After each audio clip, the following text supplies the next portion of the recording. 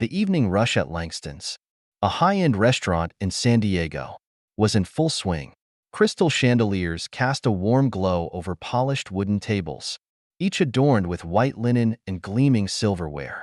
Waiters moved with precision, balancing trays of exquisitely plated meals, their footsteps soft against the marble floor.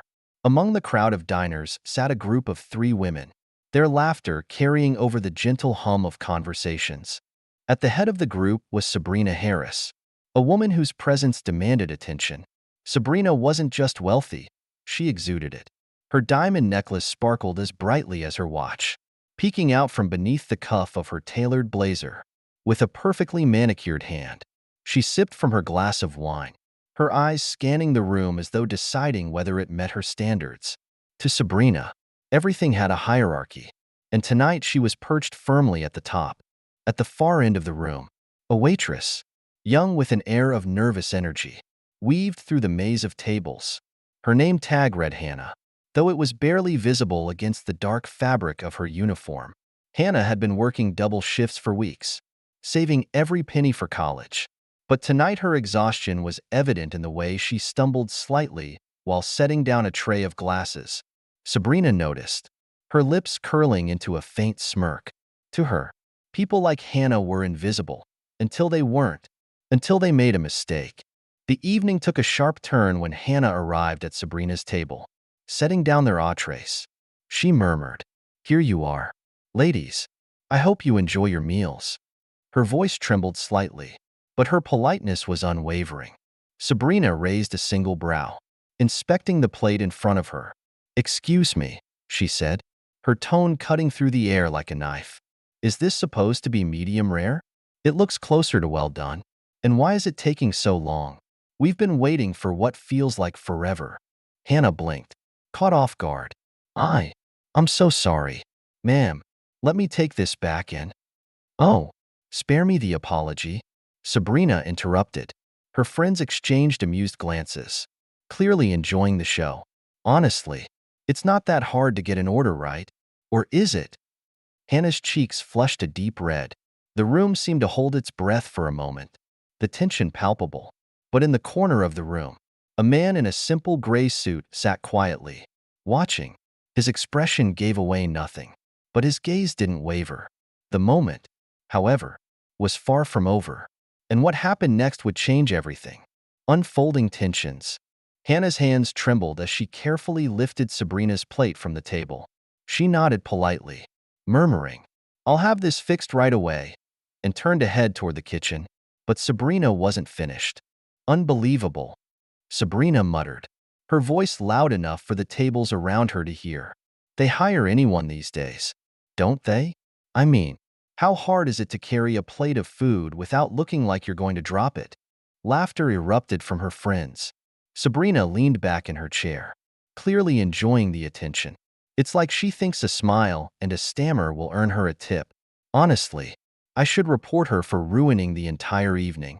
At the kitchen door, Hannah hesitated, her grip tightening around the plate. Her face burned, and she could feel tears welling in her eyes. But she refused to let them fall. She'd dealt with rude customers before. This wasn't new. But something about Sabrina's cold, deliberate cruelty cut deeper than she expected. From his table in the corner, the man in the gray suit observed the entire scene. His face remained impassive, but his fingers tapped lightly against the edge of his glass, his movements slow and deliberate, as though he were considering every detail of what he'd just witnessed. Back at Sabrina's table, the complaints continued. "And did you see how she walked?" Sabrina scoffed, rolling her eyes, like she was barely holding it together. If she can't handle working in a place like this, she should find a job that suits her level, like flipping burgers. The surrounding diners were growing visibly uncomfortable. Some whispered to their companions. Others glanced toward Sabrina's table with disapproval.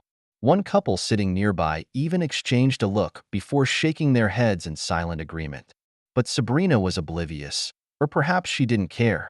Hannah returned moments later, carrying a fresh plate of food. She placed it down in front of Sabrina with as much composure as she could muster. "Here you are. Ma'am, I had the chef remake it for you. I hope this meets your expectations."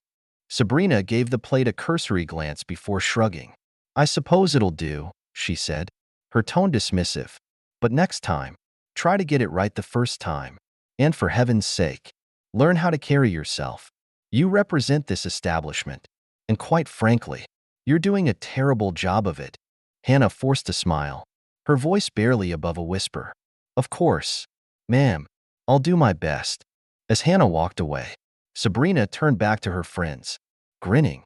It's amazing how people can be so incompetent yet still think they deserve respect. The intervention. At that moment, the man in the corner stood.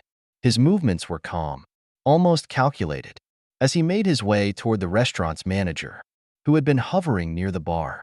He leaned in close, speaking in a low voice, and the manager's eyes widened slightly. Sabrina, meanwhile, continued her conversation, unaware that her evening was about to take an unexpected turn. But the man wasn't just any diner, and his quiet intervention was about to shake the room. The manager, a middle-aged man with salt and pepper hair and a no-nonsense demeanor, nodded respectfully as the man in the gray suit spoke. It was a quiet exchange, but those seated nearby noticed the subtle shift in the manager's expression, from curiosity to something more serious. After the brief conversation, the man returned to his table, his steps deliberate and calm. Meanwhile, Sabrina had moved on to another topic, regaling her friends with stories of her recent vacation. Oh, the meals were stunning, she said, twirling the stem of her wine glass. You wouldn't believe how exquisite the private villas were. And the staff? Flawless. Unlike what we've seen here tonight. Her words were punctuated with a smirk, and her friends giggled in agreement. Across the room, Hannah was quietly restocking trays of glasses, her hands still trembling. She avoided looking in Sabrina's direction, focusing instead on her task. She had perfected the art of compartmentalizing her emotions during shifts, but tonight it felt nearly impossible. It wasn't until Sabrina and her friends requested the check that the atmosphere in the restaurant began to shift. The manager himself approached their table, accompanied by Hannah. He carried a tray with a bottle of champagne and an envelope. Sabrina's eyebrow arched in confusion, though a trace of smugness lingered on her face. Ladies, the manager began, his voice steady and professional. Compliments of the house. Sabrina's friends gasped in delight, and one of them clapped her hands together. Oh, how lovely. Sabrina leaned back in her chair, clearly pleased. Well, it's about time someone recognized exceptional patrons, she said, shooting Hannah a pointed glance. But the manager's next words silenced the table. This gesture comes directly from the owner of Langston's, he said, placing the envelope in front of Sabrina. He's been observing your experience tonight and wanted to personally address it. Sabrina's smile faltered. The owner, she repeated, her voice tinged with surprise. Before the manager could respond, the man in the gray suit approached their table. The room fell silent as diners turned to watch. He stood there, his posture relaxed but commanding, and offered a polite smile. Yes, the owner, he said, his voice calm but firm. My name is Marcus Langston, and this is my restaurant. Sabrina's jaw tightened, her cheeks flushing slightly. Oh, Mr. Langston, I didn't realize. She trailed off, clearly scrambling for words. Marcus gestured toward Hannah, who stood quietly to the side, her gaze fixed on the floor. Hannah here happens to be my niece, he said, his tone still even. She's one of the hardest working people I know, and I take great pride in having her as part of my team. The color drained from Sabrina's face. Her friends exchanged uneasy glances, their earlier laughter replaced by an awkward silence. Marcus didn't raise his voice. He didn't need to. I couldn't help but overhear the way you spoke to her tonight, he continued. And while I understand that mistakes happen, I believe there's a way to handle them with respect and kindness. A teachable moment. Sabrina fumbled for a response, but before she could say anything, Marcus leaned in slightly, his calm demeanor unyielding. Money might buy you luxury, but it doesn't entitle you to belittle those who work to provide it, he said, his words cutting through the silence like a knife. But his message wasn't just for Sabrina. It was for everyone in the room, and the weight of it hung in the air. The room was utterly silent. every diner frozen in place, hanging on Marcus's words. Sabrina, who moments ago radiated superiority, now sat stiffly, her confidence visibly shaken. Her fingers fidgeted with the stem of her wine glass, her carefully composed demeanor crumbling under the weight of the moment. Marcus straightened, his eyes sweeping over Sabrina's friends, then the rest of the restaurant. "Respect is the foundation of this establishment," he said, his voice resonating throughout the room. "Not just respect for the food we serve, but for the people who make it possible, the chefs, the servers, the dishwashers. Every single one of them is integral to what you all enjoy here tonight." Sabrina opened her mouth as though to respond, but no words came. Instead, one of her friends shifted uncomfortably, breaking the tension. "I'm sure Sabrina didn't mean any harm," the woman offered weakly, her voice barely above a whisper.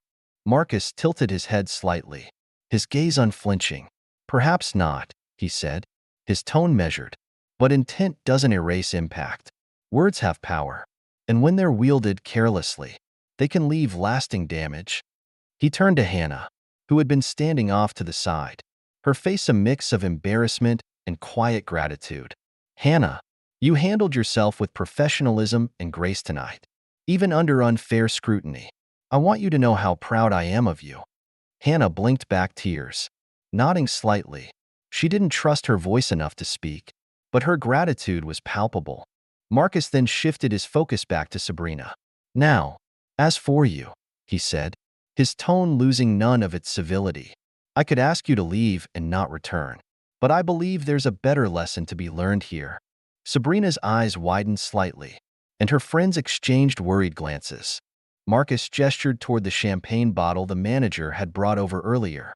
"This was meant to be a gesture of goodwill," he explained, "but instead, I'll be donating its value, and your entire tab, to a local organization that supports young women like Hannah, who are working hard to build a better future for themselves." Murmurs rippled through the restaurant. Some diners nodded in approval, others exchanged glances of surprise. Sabrina finally found her voice, though it wavered. "Mr. Langston, I think this is a bit extreme. I didn't mean to." Marcus held up a hand, silencing her gently but firmly. "This isn't about punishment, Miss Harris. It's about accountability. And I hope this moment gives you an opportunity to reflect on the kind of legacy you want to leave behind." His words were calm, but they carried an undeniable weight. Sabrina looked down at her hands, avoiding his gaze. Her friends sat in uneasy silence, clearly unsure how to respond. Marcus took a step back, addressing the room once more. "Let tonight serve as a reminder to us all," he said. "Kindness costs nothing, but it can mean everything. You never know what someone is carrying, or who might be watching." The room erupted into soft applause. It wasn't raucous or dramatic, but it was genuine. Patrons nodded in agreement, some even smiling at Hannah as if to silently show their support. Sabrina, however, sat frozen in her seat. Her earlier bravado had reduced to silence. She wasn't used to being challenged, much less in public, and the experience left her visibly shaken. Marcus turned back to Hannah. "Take a short break," he said gently. "You've earned it." Hannah hesitated, then nodded, slipping away toward the back of the restaurant. As she disappeared through the kitchen doors, her posture seemed a little straighter, her steps a little lighter. The ripple effect. The evening at Langston's slowly returned to its usual rhythm, but something had shifted in the air. Patrons whispered to one another, not about the food or the decor, but about what they had just witnessed. The quiet man in the gray suit had reminded them of something profound. Decency and respect weren't just virtues, they were essential. Sabrina remained at her table, uncharacteristically silent. Her friends awkwardly exchanged glances, unsure of how to proceed. They avoided addressing the moment directly, but the discomfort was written on their faces. Sabrina stared at her untouched plate, the taste of humiliation stronger than any meal she could have ordered. At the back of the restaurant, Hannah leaned against the wall near the kitchen, taking deep breaths to steady herself. Her manager approached her with a warm smile.